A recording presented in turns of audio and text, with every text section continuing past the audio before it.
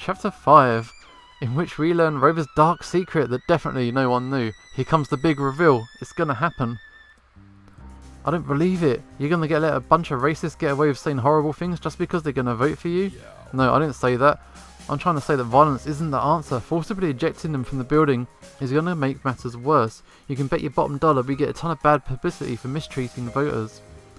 So you're gonna let them stay? I'm gonna make them leave of their own accord. When I start talking about how we need to help dogs as much as cats, they'll get mad and leave it on their own. You just watch. Are you sure that's gonna work? Taking the moral high ground always works. I promise I will not say anything false or hurtful tonight. I don't hate dogs because I'm secretly... Oh, I didn't mean to say that. Secretly what? You've mentioned your secret before. Does this have to do with your wife? I can't say it. I can't. He'll tell me when he's ready. Yeah, I respect your privacy. God damn. I respect your privacy. I won't push you on this. Thank you, and I'm sorry. I wish I could explain the entire truth to you now. But I also refuse to let racism taint your campaign. I'm going to do some damage control. What? You know how we've got 3 people who are giving a short warm-up speeches at the start of the event before they appear? We've got a police officer, a veteran, and a school secretary scheduled to talk about you and your campaign.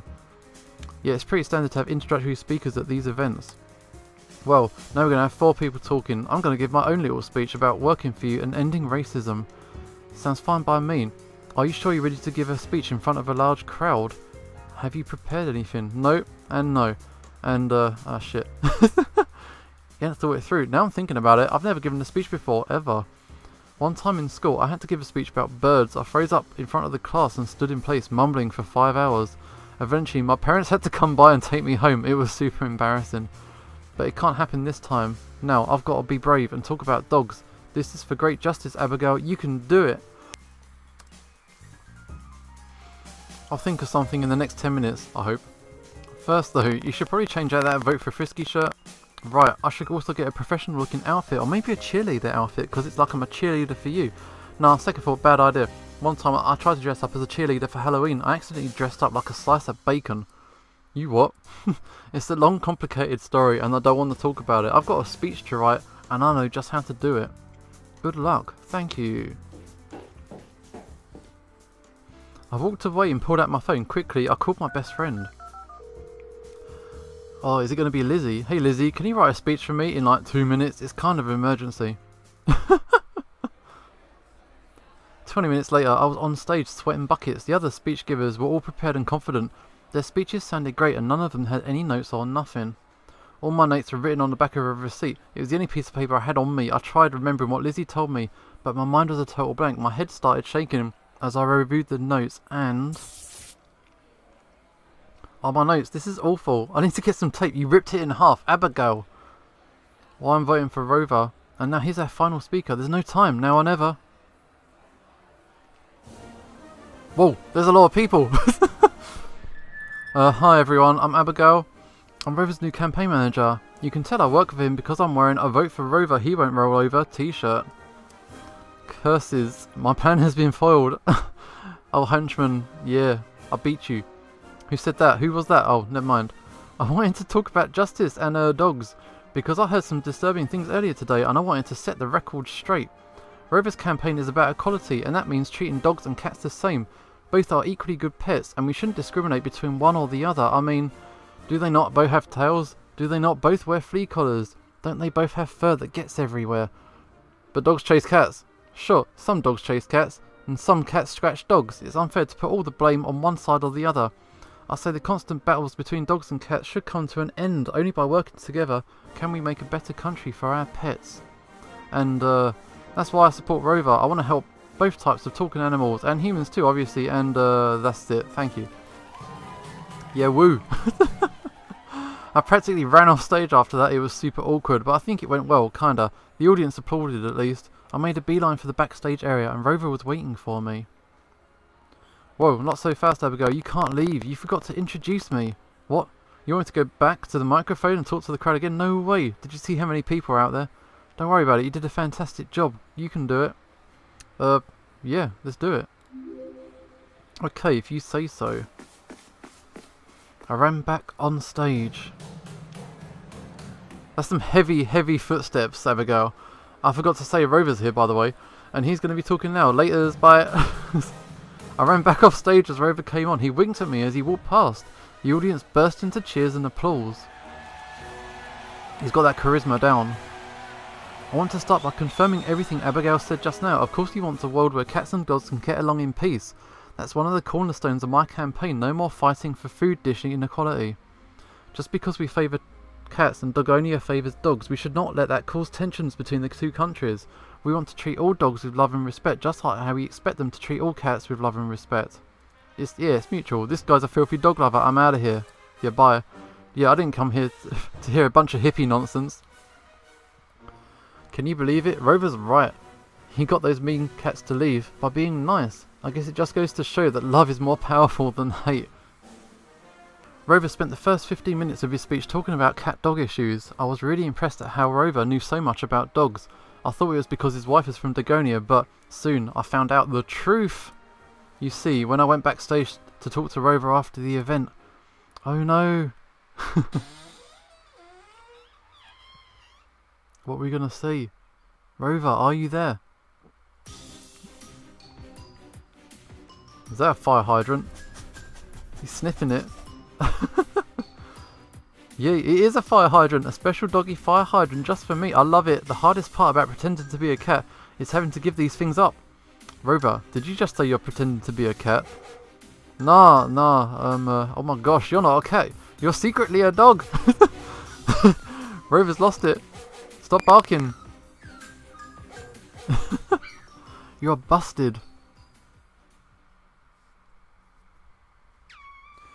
Chapter 6, in which our candidate has a lot of explaining to do.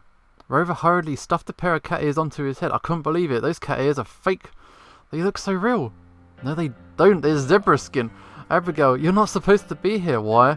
You don't want me learning that you're a dog? Meow, I'm a... Don't lie. You just said you're pretending to be a cat. I heard you. Oh, looks like the cat's out of the bag. More like the dog's out the fire hydrant. Can't believe it. You just gave a big speech on cat-dog relations and you're a dog. This is unbelievable. This is why your campaign focused primarily on dogs? Are you a spy for the Dogonian government? Are you plotting to take over the country and force all the cats into pet shelters? Nah, this is an accident. I didn't plan for it to happen this way. Oh, what's the point in saying you hate me? I can tell.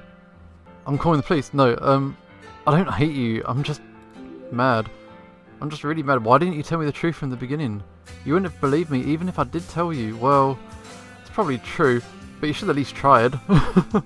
I was honest. I was honest about everything. My feelings, my policies.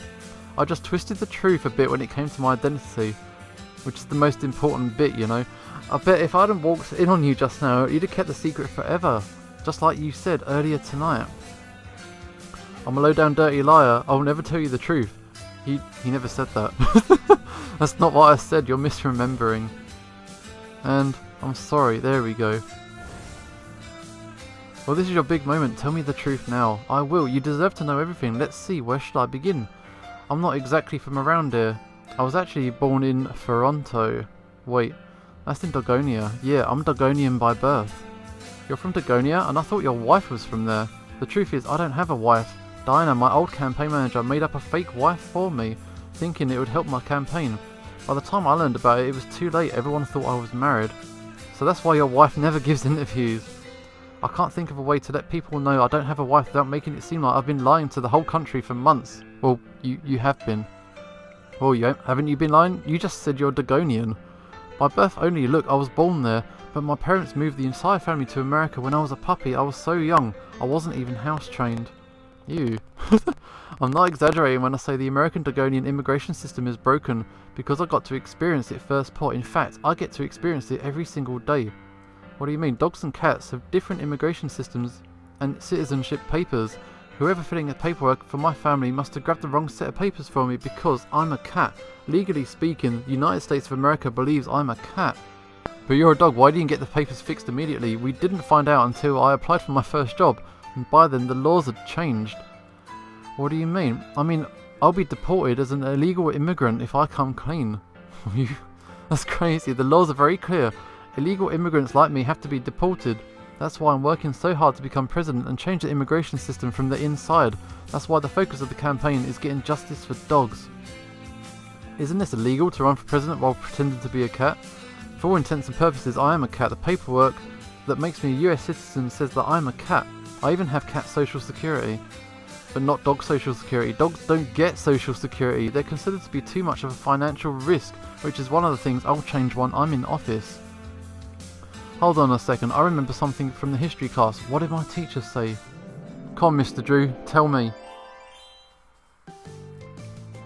Does anyone know the official requirements to become President of the United States of America? The Constitution has 3 requirements. You must be 35 years of age, you must live in the United States for 14 years, and you must be a natural born citizen. Good job, student, that's completely correct. You're the credit to your generation. Asked the know-it-all student. Thanks, Mr. Drew. I was being sarcastic. I saw you look up the answer on your phone. No phones in class. Give me the phone, I'll return it to you next week. Ah, gutted. Now, those were the laws of the Constitution. Now that cats are the main politicians, we follow the Constitution. No reason to keep a 35-year age requirement when most cats don't live that long. Cats born in other countries are also eligible to become president. Ah, so it's legit. So yeah. Oh, I guess you being from Dagonia doesn't prevent you from becoming president, like I first thought. Nope, neither does being the dog technically. The laws say you must be talking non-human species. It doesn't specify that you must be a cat. Wow, this is so mind-boggling. I knew there was something different about you, but I had no idea the truth is that you're a god, dog, something. You're going to keep this a secret, right? You won't reveal it in the press? I'll keep your secret. Let's keep it going. I don't want you to lose your campaign on a technicality after all. You're the best choice for the country. Plus, I don't want to lose my job. Thank you, Abigail. I'm glad I can trust you. I'm still kind of shocked by the whole thing. You're legally a cat, but you're not, and you're from Dagonia, and there's no way you can change that without fear of deportation. Well, there's more than one way to become a naturalised citizen, you know. There's always... What's that? Just matrimony.